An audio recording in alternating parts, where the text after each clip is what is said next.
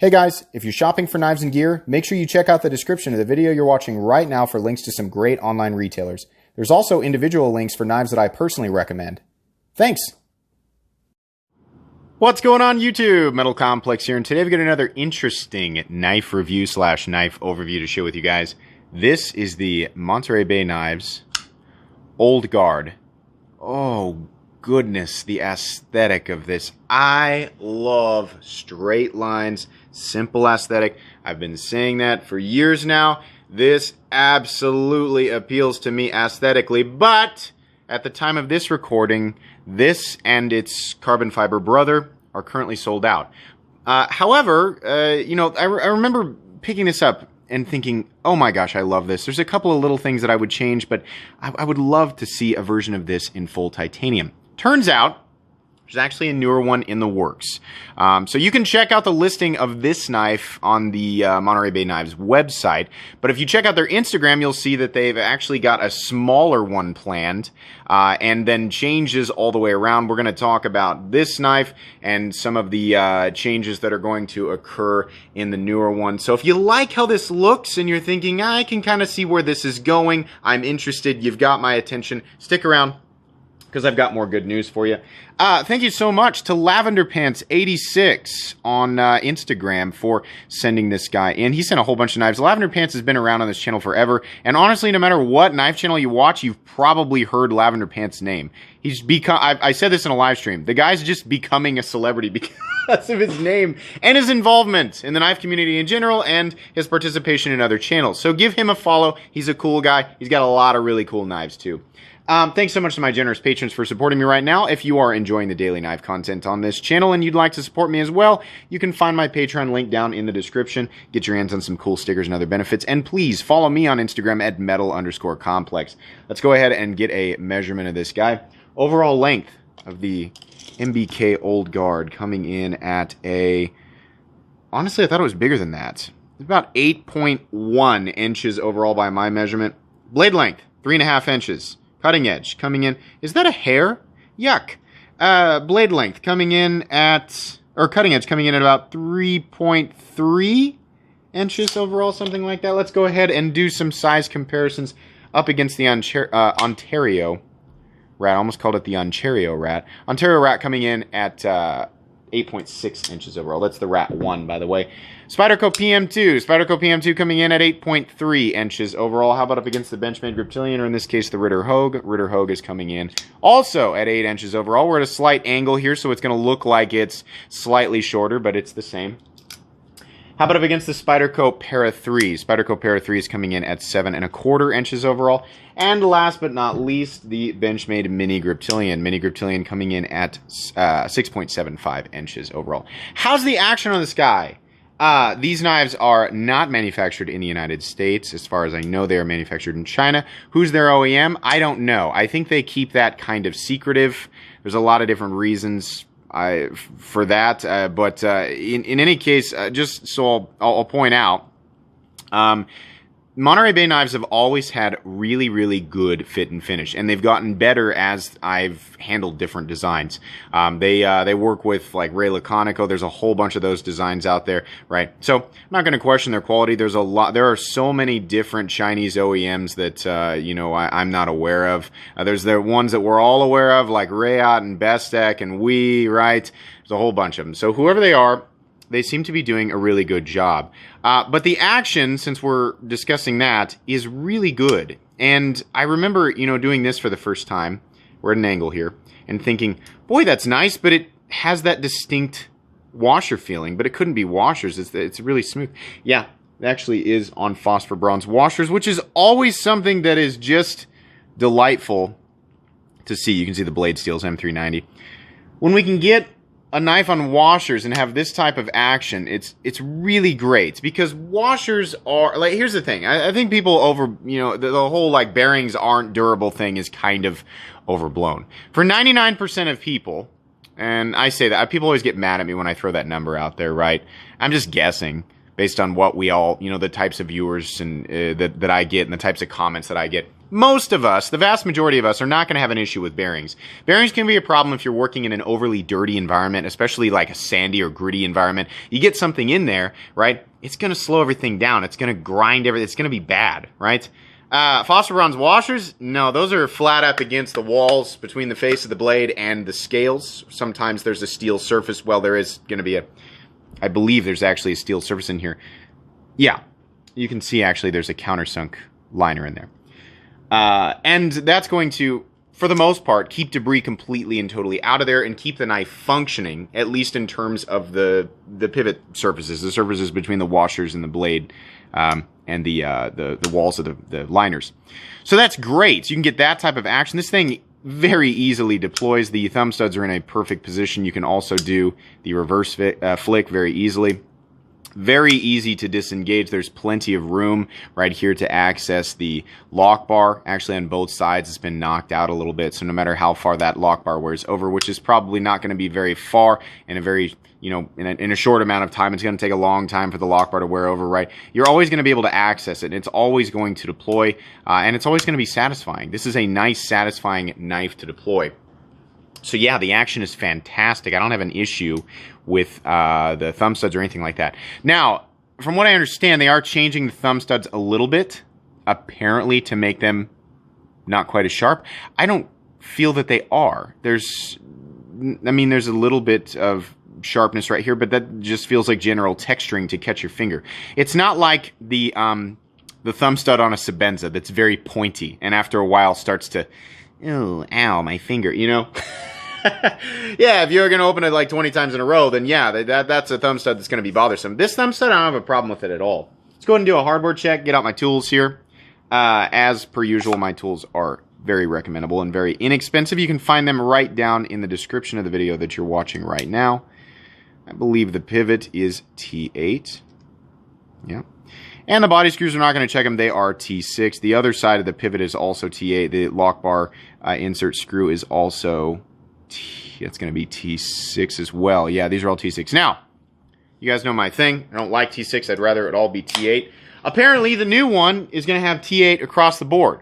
So that's pretty cool. So on this guy, I wish it was T8. It's not a deal breaker. On the new guy, apparently, it's going to be T8. So that's fine. It's minimal hardware. Just got 2 on each side, couple of pocket clip screws. You got the pivot. It's fine. I don't have a problem with it at all. Let's go ahead and do carry profile, thickness up against the Spyderco Para 3. You can see here that, boy, it's pretty much exactly the same. This is also slightly contoured, which is excellent. How about length and height up against two knives with awkward carry profiles that nobody ever really complains about?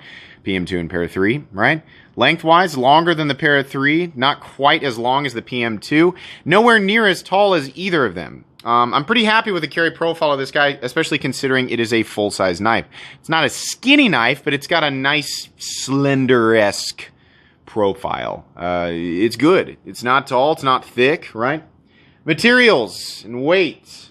This is micarta. You can also get this knife in carbon fiber, right? So, in this case, micarta, and then we have an integrated backspacer, which I gotta say I'm really not a fan of. Functionally, it's fine. I've never liked that on Strider knives. It just looks blocky to me. I like there to be kind of I like it when we've got a sandwich construction and you can see contrast between liners and material, different, depending on how you do it, right? If it's titanium, right? On this guy, it would have been nice to have a different color backspacer or something different going on. If they do titanium, they do a different texture. That's why I don't like the integrated backspacer thing. Yeah, they could texture it and make it different in that area. I'd rather it just be a separate piece. I understand that actually creates, not necessarily a problem, but it's just another piece to keep track of when you're disassembling it. Honestly, I don't really care about that. I think the knife is simple enough, if it were separate, to where it really wouldn't cause a problem for me in terms of disassembly. I just like there being more to the aesthetic. Fortunately, that is also apparently something that's going to be changed with the new guy. So, okay. It is what it is. But it's something that I don't really like on this one. Let's see here. Titanium, and then on the inside we have, you can get my flashlight down in the description as well. No milling on the titanium. On the other side, there is that liner in there, and you can see that the steel liner has been milled out to reduce weight. Blade stock thickness, It looks like about 140 thousandths to me, but I'm wrong sometimes. In fact, I'm wrong more often than I'd care to admit. Okay, 130 to 135 thousandths, that's fine. Not overly thick, not a thin blade stock either, it's just fine. Weight on this guy, should I dare take a guess? 4 ounces. Okay, 3.74 ounces. Actually not as heavy as I thought. In terms of, the ratios, it's under the 4 ounce mark. Doesn't quite meet the ounce and inch mark. Truthfully, I don't really care about that. I mean, legally, this is going to be a problem for some people. But in terms of the profile is excellent. It's nice and contoured. It's not overly thick, right? 3.75 ounces. That's nothing for me. That's actually under the mark for what I prefer. I actually prefer to carry a heavier knife, but this is nice and full size. It's contoured. Gives me that feeling of, like I guessed it right at 4 ounces because it feels a little bit more, it feels a little more solid in hand, right? It didn't feel that lightweight to me, and that's fine. In the pocket, though, in and out of the pocket, and as far as how it carries, it basically disappears. It's approaching that weight where I always say if it's 3 ounces or less, I just don't care. It's ultra lightweight to me, so this is not a problem to carry. If you've been used to little tiny knives like maybe the mini bug out, right, or ultra lightweight knives, maybe this isn't going to be your cup of tea. While this knife will do okay in pants that are fitted in some cases, still not a knife that I'd want to carry in athletic shorts, right? I don't walk around daily in athletic shorts, right? But if I was going to and I had to bring it, if I was like going to the lake or something and I was going to bring a knife with me in my in my shorts, then yeah, I'd want something ultra lightweight. But day to day, this is for most people, this is just not going to be a problem as long as you can legally carry it in your area. All right, let's go ahead and talk about the anatomy here. We have a very simple T8 pivot, beautiful green micarta. They also have a carbon fiber version of this knife for the exact same price, and honestly, I probably would have gone with the carbon fiber version. As I stated earlier, they do plan on making a full titanium version of this knife, which is literally the moment that I got this out, the first thing I thought was, I'd love this in full titanium. Shocker. I want it in full I want everything in full. That's just, I don't know. That's what I like. I like titanium, right?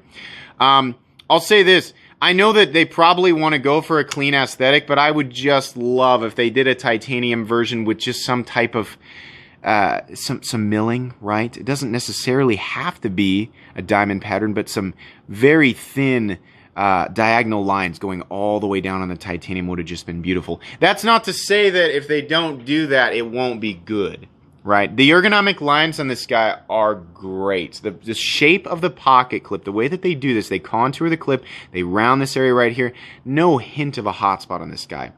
The area for your index finger is nicely placed. You can choke up a little bit if you want to, but this is not a natural choke. I mean, you can put it there, but it's not carved out like this. So this is the natural position to hold this knife, and it is beautiful. This thing melts into the hand. It's always really pleasant when a knife that has straight lines that's so beautiful, right, also melts into the hand. This curvature down here and how it rises, not a lot, just a little bit, right? The contouring, the knocking down of the edges, right? The chamfering or whatever you want to call it, chamfering. I know people always correct me.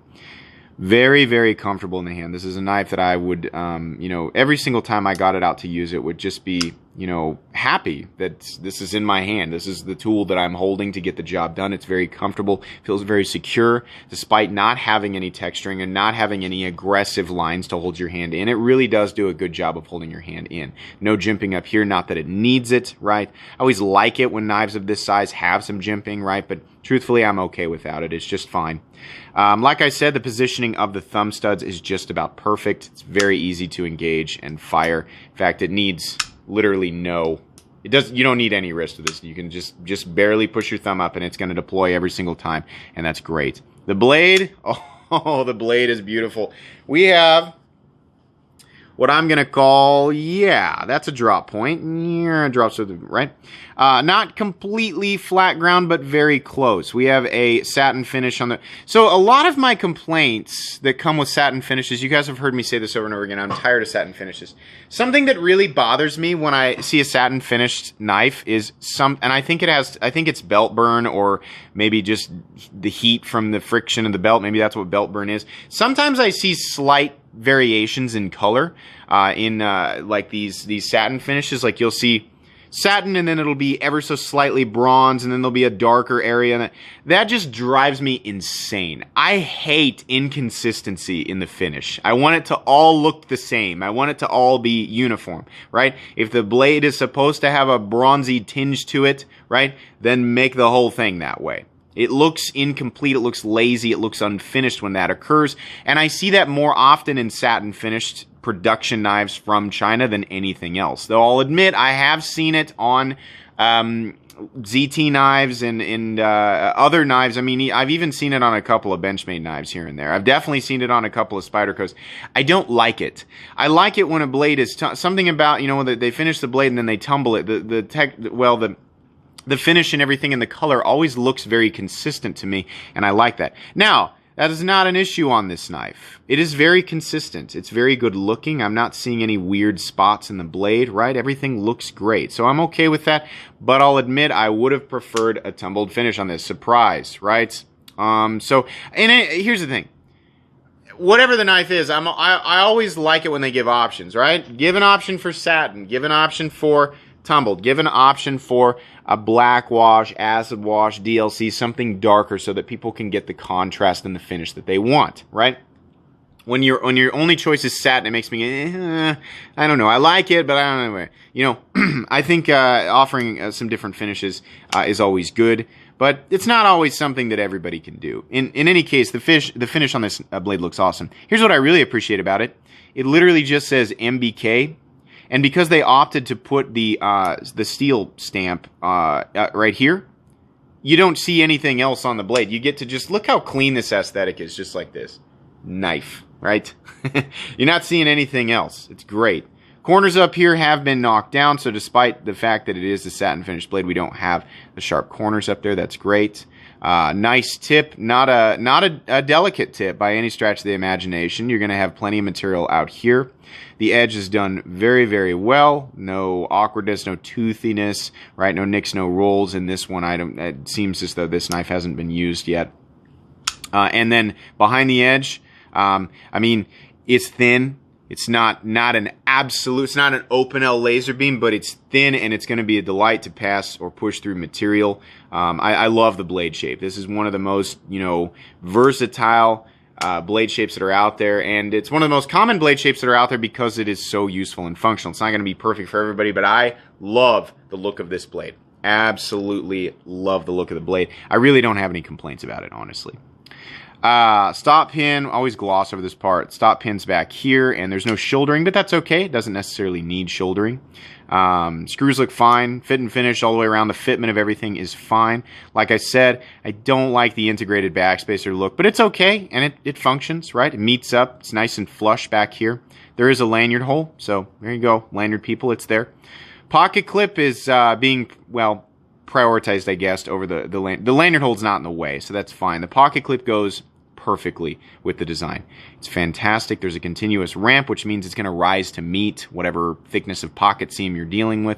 I love that it's contoured. I love the little slot in there. It does carry deep enough. It's not completely and totally deep carry, but as long as it's not shallow carry, that's fine with me. This is about how much is going to be sticking up out of your pocket, and I think that's fine. There is a steel lock bar insert that doubles as the over treble stop, so that's great. The knife is locking up at, what is that, 25%? This appears to be mostly centered. It's slightly off to the left, and I'm going to guess that's from flipping it over and over and over again. I'm not going to judge it too hard. The other MBK knives that I've handled have all been centered. This did not come brand new. It came from a viewer, so it's likely that a slight turn of the pivot, right, will bring it back center. And if that tightens it up a bit, which does often, it is often the case with phosphor bronze, they tend to be a lot more finicky as far as getting the action you want, getting the solidity you want on lockout, right? and then getting it centered. I'm sure it's possible, but it'll involve adjusting both the body screws and the pivot. I actually have a video on how to center your blade that you guys can check out. It'll work for most knives of similar construction, whether they're using bearings or phosphor bronze. So, okay, it's pretty darn close, though. It's, God, if it's off, it's just a hair off to the left. This blade does not have any up and down blade play, and no, I thought I felt something. Okay, no, it's solid. Yeah, all right. Man, nice and smooth. Pretty darn close. Gosh, I mean, all those things together. It's really impressive to get those three things together.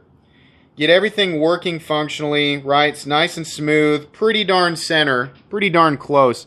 And no blade play on a phosphor bronze knife. Very happy with that. All the way around, I'm extremely happy with this knife. Now, I'd love to say, you know, yeah, go out and buy this, right? I mean, little nitpicks I've got with this. I wish there was I kind of wish there was jimping. I kind of wish that there were other finishes, right? I don't like T6 body screws. I don't like the integrated backspacer. I'd love to see this in titanium, right? All of those things, almost all of those things, it seems like are going to be included. All the big ones, anyway. And when I say big, I mean really not all that big. These are still pretty minor nitpicks. Apparently, that's all going to be included on the newer one. So, you're going to have to look to the secondary market for this guy. But keep your eyes on the Monterey Bay Knives website and on their Instagram so that you guys know when the newer ones are going to be available. I think a smaller version of this is going to speak to a lot of people. I think a titanium version of this is going to speak to a lot of people. I love that they're not going to have the integrated backspacer. I definitely love the fact that they're not going to use T8 screws, or I'm sorry, that they're going to use T8 screws. I think that's great. I'd love to see different blade finishes. I'd love to see a tumbled blade. Right? That would just be excellent. This is a beautiful knife, and I think what they were asking for it was pretty justified. $215.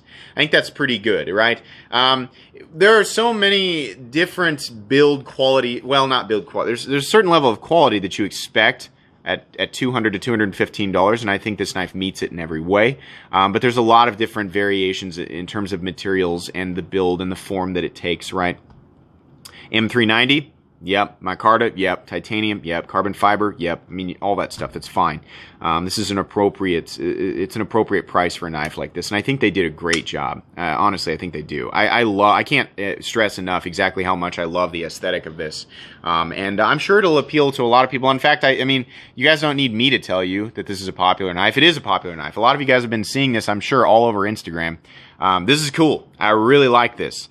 I'm going to go ahead and put it on my recommended knives playlist, even though you can't get it, just as a, I don't know, a segue into the release of the newer one. And I will definitely try to get my hands on the newer one and review that for you guys as well. So consider this video a heads up for the newer design. Hopefully it hasn't released yet by the time you guys are seeing this review. But that's going to be pretty much it today, guys. This is an excellent knife. Thanks so much again to LavenderPants86 for sending it in. Please make sure to follow me on Instagram at metal_complex. Guys, if you enjoyed this video, please leave a like. If you'd like to check out my other content, I do, of course, have lots of videos of knives that are either expensive or inexpensive that I do or don't like, so check those out. And if you enjoy all my content, go ahead and click on that Metal Complex logo right there and subscribe, because there's definitely more coming. Thanks again for watching, everybody, and have a great day.